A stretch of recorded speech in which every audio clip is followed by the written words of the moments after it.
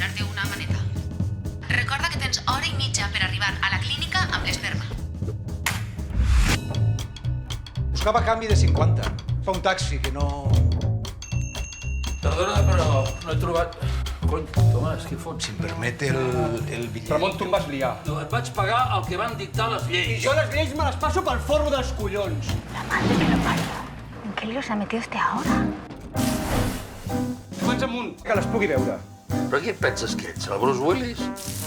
Com si no fos suficient el dolor de no poder veure el meu fill des de que la Heidi em va donar la patada al cul. La Heidi és la meva ex. Viu a Florència, però és sueca. Sé que fa riure que es digui Heidi, però és el que hi ha. No fa riure.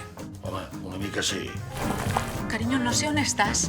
Tu només havies de cascártela i ficar en un potet, joder. Això què és? Què és això? Per la meva dona. Un regal. Això és un regal?